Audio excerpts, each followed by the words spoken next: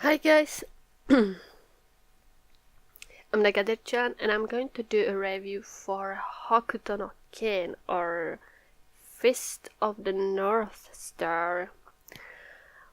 Wow, this manga was amazing. Like, it's pretty old, it's older than me, like, I don't know. It ended 1 year before I was born, so it's pretty old. But it was good. Like, really good. I didn't expect it to be so good. I will start with art.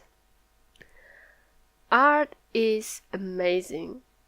Like, for how it is old, it's really good and it's very detailed. And I love that the gore stuff is pretty gory and uncomfortable, very uncomfortable things. When the people are killed and when they are dying, it's very uncomfortable to watch, to read, to look at. Yeah. I love fighting. Fighting is done very good too. It's very smooth. I was able to understand what's happening in panels, which is very important for me. And I do really like it. This kind of art. It's very badass and very manly. Like, seriously, as a girl, I love to look at ripped shirts and topless bodies of men. I do really like it. And man, the clothes. I love design because I do really like it. And I kind of like long legs on a man, and a lot of male characters in this has very tight pants, so their legs were very visible, not to mention their ass. So I did really appreciate the art here. I did really appreciate it. So art is amazing. Story-wise, it's kind of very simple because main character just travel the world and do his stuff. Like, there someone needs to help, he goes there and help them. There someone needs to help, he goes and there he kills some villains, there he kills other villains, there he kills some of his brothers or, people he knew and trained with.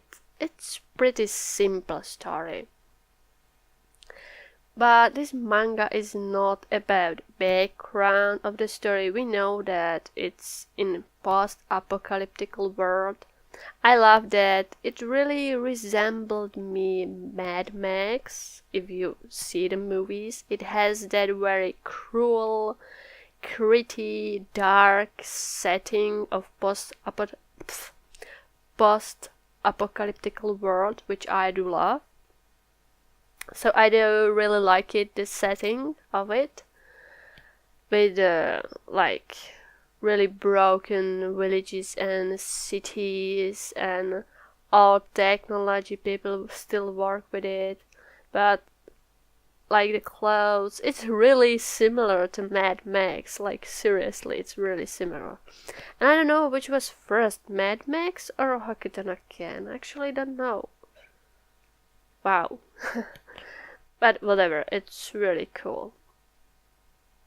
And yeah, background is actually never, it's not much deep. Like, yeah, there was some nuclear war and that's all. Like, we don't know why it happened, who did it, we just don't know. But it's not the main part of the story. It's about Kenshiro and what he does, how he helps people, and what those people do. That's all. All about Kenshiro and how he kicks some ass of villains. That's all. It seems pretty weak, but it isn't. At least for me it wasn't. Because even Kenshiro is not the best character. Like, if I actually look deeper into him, he's kind of very plain. because he's not much deep. He just goes like a robot and do the right thing. And he actually don't show much affection. Like, yeah, he does good things and he helps his friends, but you can't actually see it much on him. Well, yeah, he sheds a lot of manly tears, but for me it feels like he needs to do it. That it's his, work to shed manly tears when its story needs to it. So he's actually not a strong character, not much deep, but there is some kind of nice thing about him, that he goes in, kicks some asses, do his awesome one-liners. Like, seriously, those awesome one-liners, they were so funny, like seriously funny, and I laughed a lot. Then he rips his clothes and kick more asses and chop heads and kick heads and slaughter all the villains. I love the violence in this, like seriously.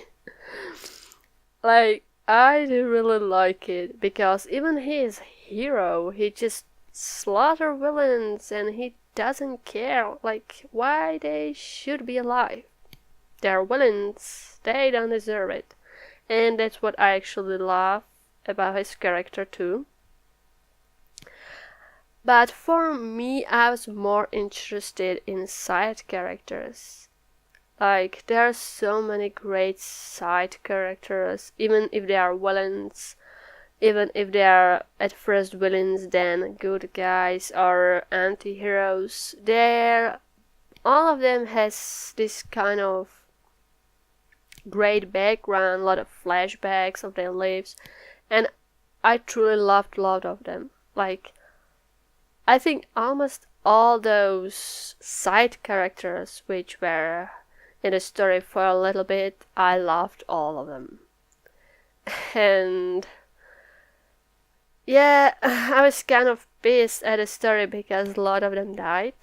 Yeah, all the good guys just died, like seriously, I was so pissed. Yeah, I was so pissed about it, because all of my favorite characters die in this manga. It's kind of sad, Still never used to it, even usually my favorite characters dies. But in this, all my favorite characters died, so yeah, it was kind of sad. I shed a lot of tears, manly tears.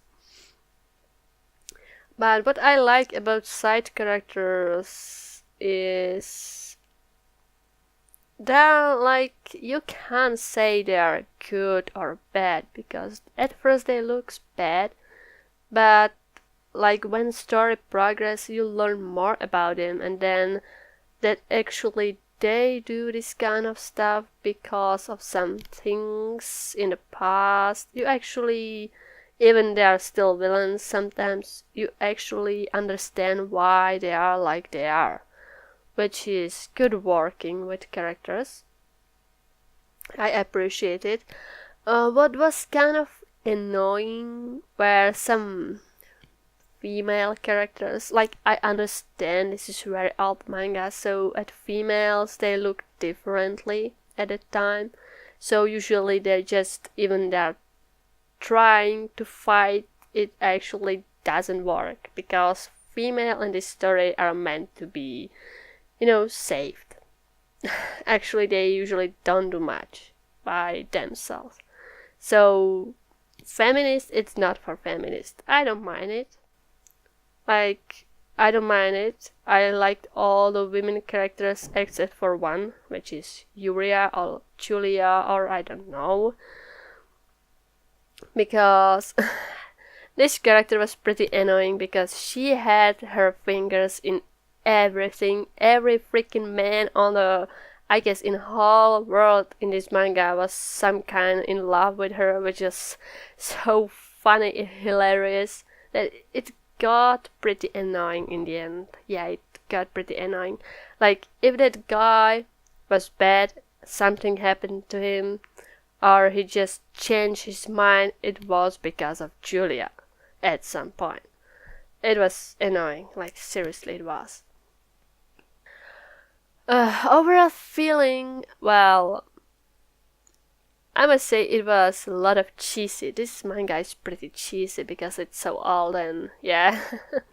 But it was hilarious and funny, and one-liners are extremely good, and this manga is so overly manly. A lot of manly tears are shed, manly friendships, and everything is so manly. Like, seriously, I've never seen such a manly manga before, and I'm reading Berserk, but that's a different story. And I think it was on purpose, I think, to do characters which are so absurdly manly that it's hilarious. But it worked for me. I laughed a lot at things, and the situation and villains sometimes are so hilariously funny. But even it's hilarious and funny, there is a lot of like serious things, because the world in this, like I said, is very dark. There females are killed, olds are killed, children are killed. Like, this story doesn't care. It just kills whatever it wants. Its children are okay, its female are okay, it doesn't care. Which I like, because it's more realistic when you kill all the, people, and doesn't care, and don't care if it is male, female, kid or not. Which I kind of, I miss it in a lot of stories. Because a lot of stories are like very happy and friendshipy and, not much realistic. And even this is a fantasy sci-fi thing. The fact that it's very dark, it's realistically dark.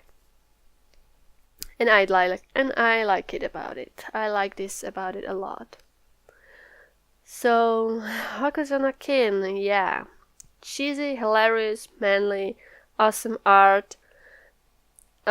Sometimes kind of here and there a bit annoying characters, because villains are usually kind of same.